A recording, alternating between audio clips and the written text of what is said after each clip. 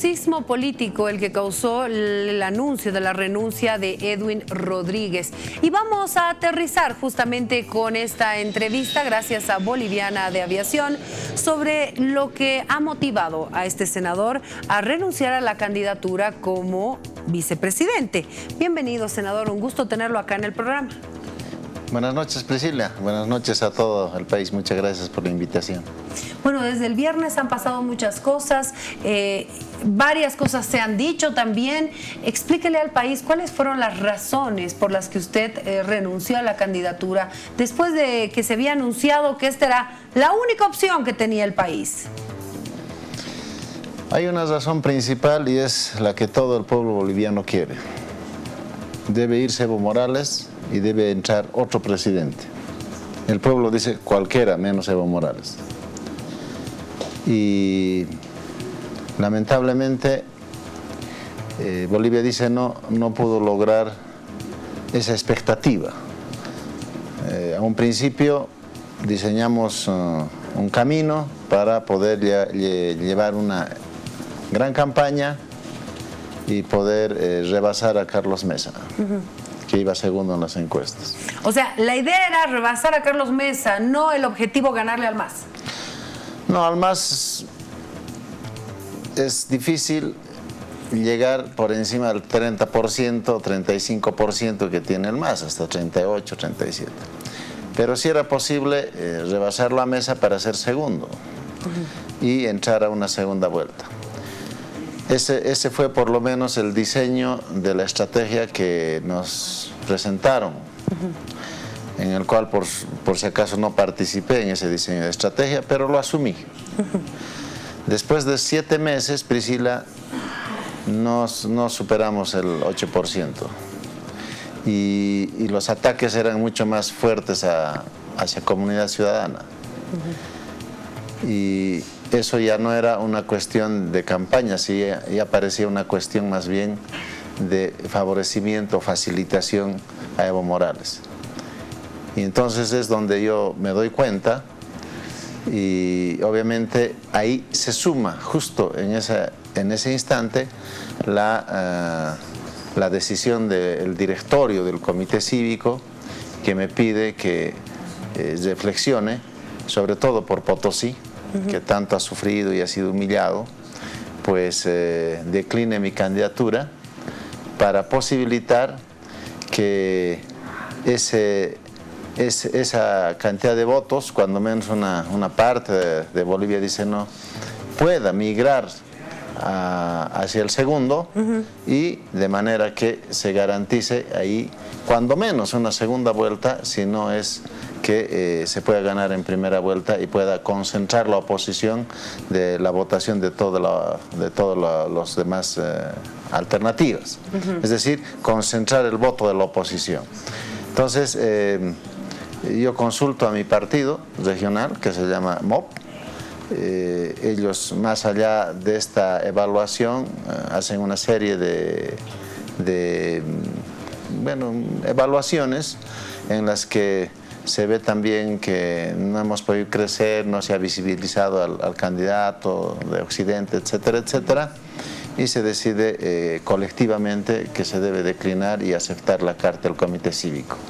Eso ocurrió casi en 48 horas. Y obviamente después ya hicimos la conferencia de prensa en el comité cívico. ¿En esas 48 horas no se comunicó con el candidato a la presidencia para compartirle esta inquietud? Mire, no pudimos hacerlo porque primero era una decisión tomada colectivamente y si comunicábamos a los responsables del partido, como el gobernador Costas o el propio candidato Oscar Ortiz, teníamos la seguridad de que pues, era difícil asumir eso delante de todos, porque obviamente hubiese sido una cuestión muy complicada. Entonces la gente nos decía, no, nos van a persuadir y esto no se va a dar. Nos van a convencer, decían. Exactamente. Entonces, por eso es que finalmente tuvimos que tomar la decisión. ¿En la clandestinidad? No, de manera rápida, más que en la clandestinidad. Siempre estuvimos de frente, pero de manera rápida. Decidimos al final en la noche. El Comité Cívico me entrega un día antes y yo convoco y en las 24 horas estamos reunidos y al día siguiente, en la mañana, estamos dando la conferencia. ¿Alguien más participó de estos encuentros, de estas reuniones? ¿Alguien de Comunidad Ciudadana? ¿El Comité Cívico se reunió con Comunidad Ciudadana, con Carlos Mesa? No, para nada, para nada. Nosotros, particularmente, yo no tengo ninguna relación, no lo conozco, más que el año pasado me encontré, por ejemplo, en ocasión de visitarlo al señor Francisco Eguiguren, el comisionado de la CIDH, y al salir nos tomamos una foto con Carlos Mesa. Esa foto está circulando por las redes como si hubiese sido una cuestión de hoy. Esa es la única vez que me encontré, y después en el CONADE, ya cuando era candidato, pero no. En agosto todavía no era candidato. En el Comité Cívico también, ¿no? Comité Cívico Pro Santa Cruz. Exacto, en la reunión del CONADE y de los comités cívicos. Ahora, senador, usted dice, no, yo me di cuenta que la línea era cada vez más dura de ataque con Carlos Mesa. Sin embargo, usted también fue duro con Carlos Mesa, ¿no? Fue uno de los que tenía una línea muy dura. Y vamos a compartir con ustedes, por favor, este video donde se escucha al ex candidato hablar sobre Carlos Mesa. No se construye con los cobardes que denuncian, candidatos que ahora están en la papeleta por parte de la oposición, no han querido unirse, empezando del Mesa, y el señor Mesa hoy es el único responsable para que en la oposición no haya unidad. La unidad no está en base a expresidentes, no está en base a candidatos del pasado, que ese señor no quiere la unidad. ¿Por qué no querrá la unidad? Habría que preguntarle. Tal vez no quiere ser en realidad presidente y tal vez quiere que su socio, su amigo, con el que ha estado tantos años empanadeando, ha estado acostándose, trabajando juntos, gastando nuestra plata, utilizando la Haya para catapultarse políticamente, tanto el Evo Morales como el Carlos Mesa. ¿Qué cambió desde ese discurso tan duro contra Carlos Mesa ahora? No, yo lo he dicho y lo ratifico. Carlos Mesa no es santo de mi devoción. Yo básicamente no cambio el discurso. Es verdad que Carlos Mesa no quiso la unidad, rechazó la unidad. Si no, no hubiésemos estado en estas condiciones. Seguramente de principio hubiésemos sido los demócratas y Carlos Mesa y no hubiésemos estado en esta disyuntiva. Como él no quiso, a estas alturas no pudimos lograr nosotros ser segundo, porque obviamente a un principio era esa la estrategia, de subir y rebasar a Carlos Mesa. Pero ya faltaban 3 meses, Priscila, eso es imposible.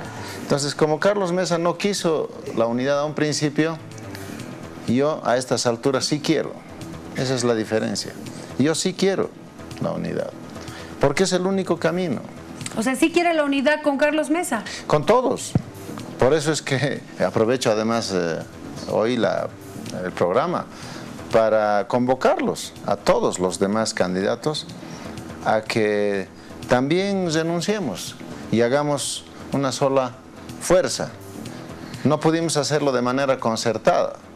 A estas alturas el señor Mesa es el segundo, él no quiso unirse con demócratas ni con los demás, pero hay una todavía alternativa solución, Priscila. ¿Cuál es? Y esa es que renunciemos a aquellos que no tenemos oportunidad. ¿Y que se quede Carlos Mesa?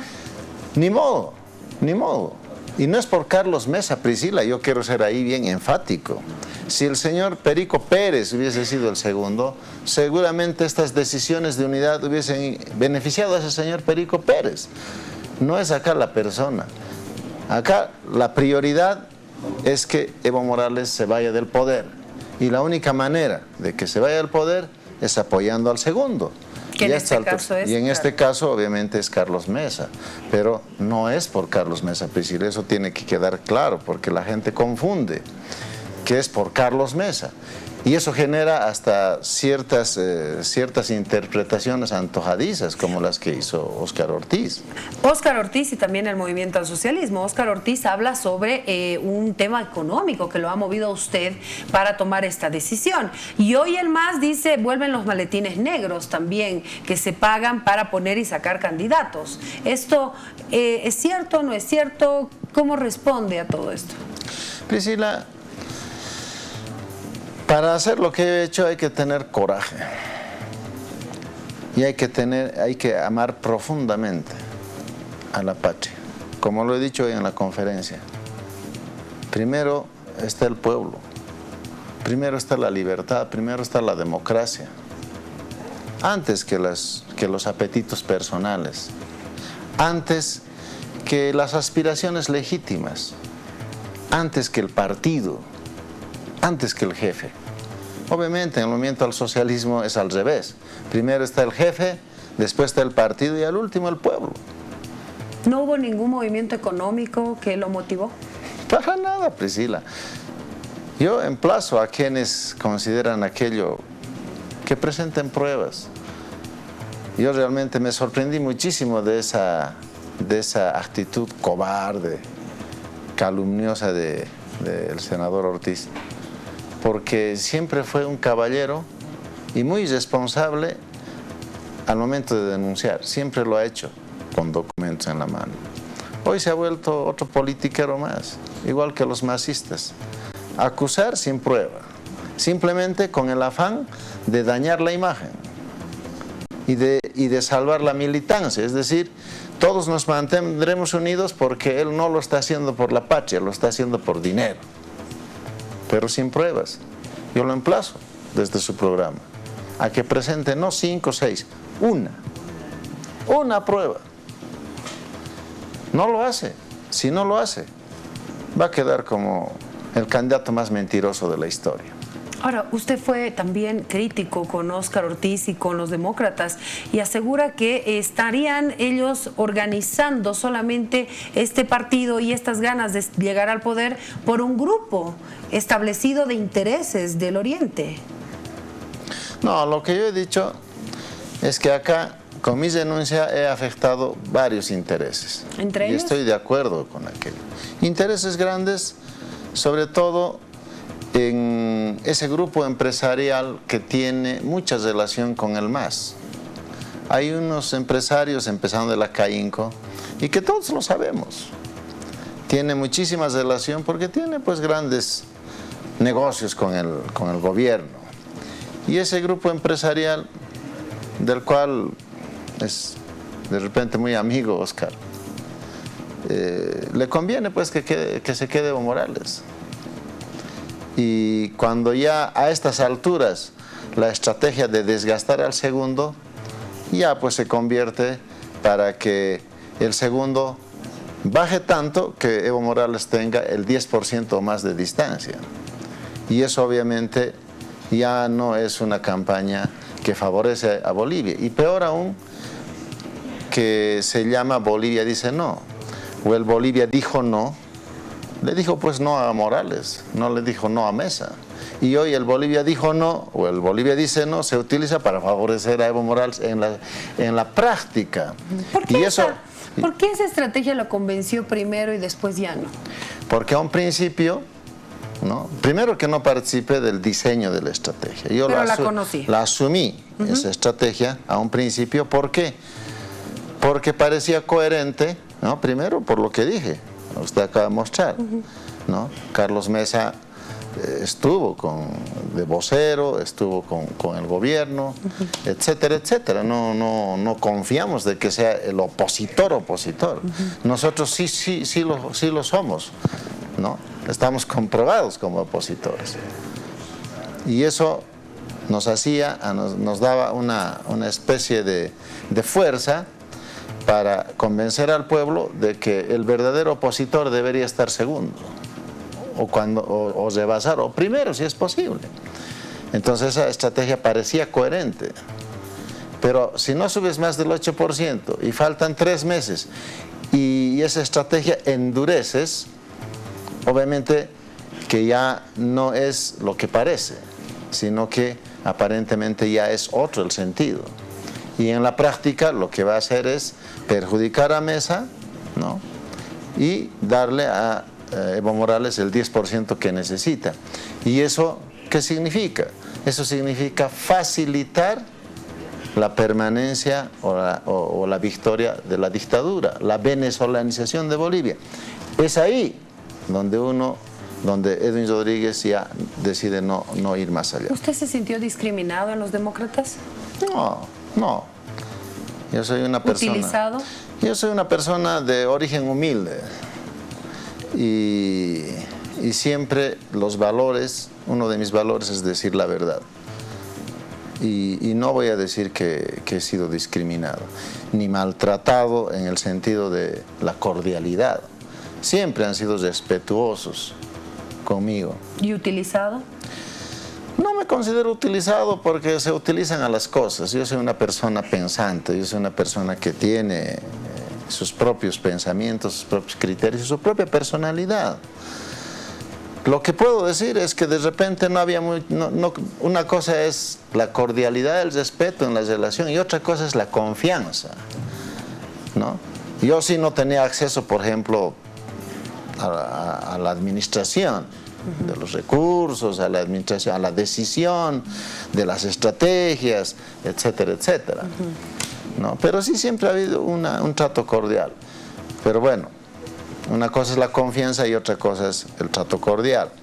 Así que, pero ese no fue el elemento central, porque eso se resuelve charlando, reclamando inclusive, ¿no? El elemento central es este. Yo quiero que se vaya Evo Morales. Soy opositor, no quiero para mi pueblo potosino ni para mi pueblo boliviano que Evo Morales se quede. Y la única manera hoy de sacarlo es apoyándolo pues al segundo y denunciando al fraccionamiento del voto, concentrando el voto de la oposición. No hay otra. Y si alguien no entiende eso, es que está favoreciendo a la dictadura. Entonces, esa es mi posición. Y ese es el sentido principal por lo que renuncié a criterio del Comité Cívico, que coincide plenamente con lo que estoy diciendo. Senador, como ya presentó la carta al Tribunal Supremo Electoral. Claro que sí. Ya lo presenté mi carta de renuncia irrevocable el día viernes en la mañana y pues bueno, el Tribunal Electoral seguramente los rechazará, pero ese es un rechazo, esa es una aberración jurídica, Priscila. No puedes rechazar un derecho político fundamental al cual don Evo Morales se acoge inclusive. Aunque en este caso es un uso positivo, pues es porque el Pacto de San José de Costa Rica declara los derechos políticos como derechos humanos, pero para favorecer a la gente, no a los privilegiados. Entonces Evo Morales utiliza ese Pacto de San José para un privilegiado. Hoy estoy haciendo un uso real de aquello porque es mi decisión de no participar en un proceso electoral y ninguna ley ni ningún tribunal puede pues negar aquello. Le agradezco mucho por haber estado con nosotros, senador. A usted, Priscila. Muchas gracias. Nos vamos a la pausa, Ricardo. Tenemos una nueva pausa, 11:27 minutos. Siga con nosotros, tenemos más sorpresas en este lunes, ya volvemos.